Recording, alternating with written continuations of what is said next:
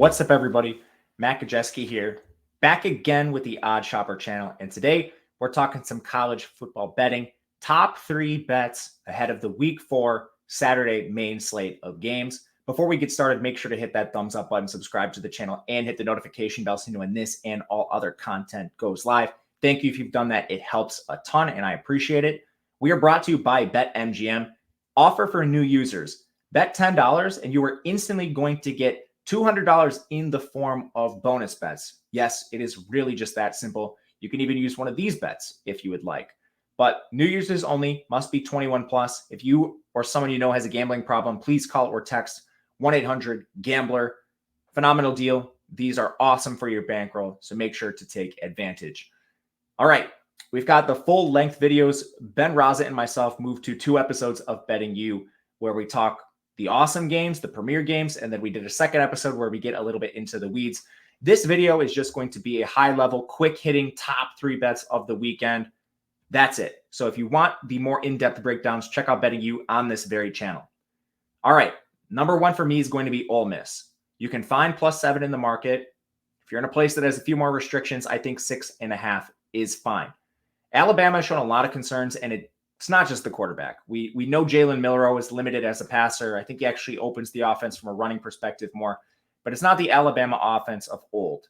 He's also not throwing to Jerry Jeudy, Henry Ruggs, Devontae Smith. These guys are gone. He's throwing to Isaiah Bond and Jermaine Burton, players that have limitations. The offensive line is allowing pressure over 30% of the quarterback dropbacks. That's a horrific number. The secondary has also shown susceptibility, especially against Texas. They're playing young guys in the freshmen. Caleb Downs got cooked against Texas. Lawson, their linebacker, got exposed in coverage against Jatavian Sanders, the Texas tight end. USF not really equipped to play that style of game, but still had some offensive success moving the ball against Bama. Didn't really result in any points, but we saw the final score and it wasn't pretty. Ole Miss has Jackson Dart finally getting a full cast of healthy weapons. Zachary Franklin and Caden Prescorn are expected to make their debuts here. Trey Harris is expected to return from injury, and Quinshon Judkins should be healthier after a week of being banged up. Now, this Ole Miss defense is the best that we've seen in the Lane Kiffin era, and they go deep.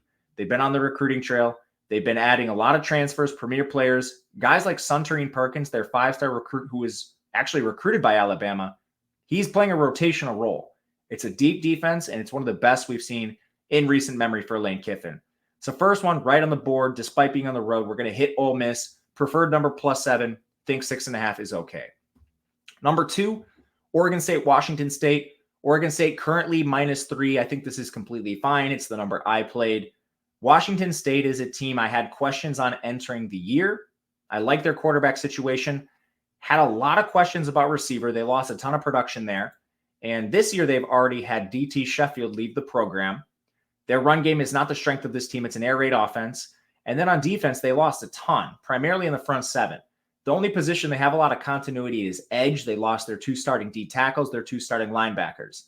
Now you're facing an Oregon State offense, which brings in DJ Uiagalelei, mobile signal caller. They return Damian Martinez, their premier running back, and 4 starting offensive linemen. They've been able to run the ball down the throats of opponents so far. And while Washington State has stood up to the test thus far, this is a different level of competition facing Oregon State.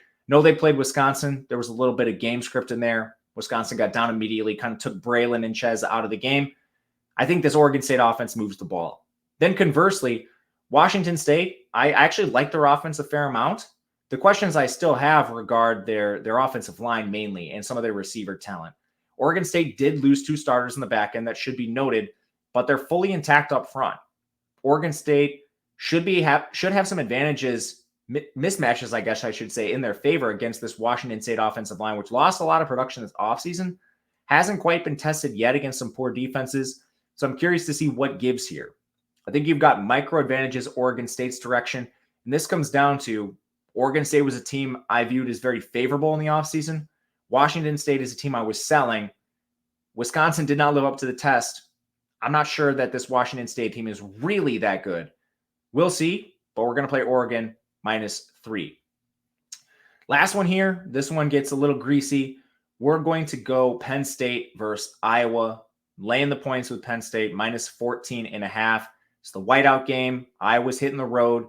Their signal caller, Cade McNamara, has played through injury all year. That's not getting any better.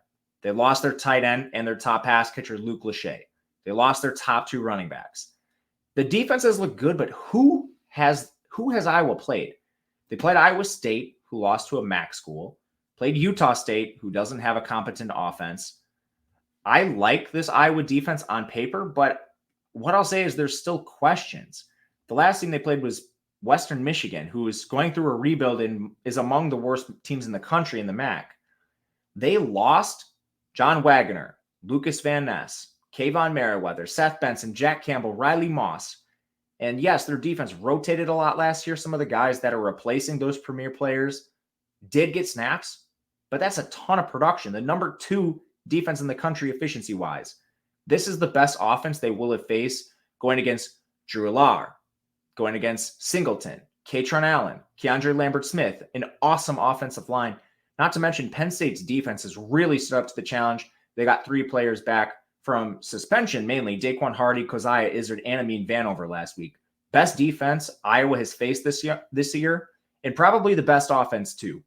So 14.5, I think even if Penn State has a sleepy start like they did against Illinois, they eventually overcome this Iowa team and win with the points. That'll do it for us today. Again, full betting breakdowns on Betting U on this very channel. Check those out if you were interested in those. If you have a question for me, I'm on Twitter at Matt_Gajewski. Check out the BetMGM offer. Otherwise, we'll see you again next week with more bets. Until then, good luck, everyone. We'll see you next time.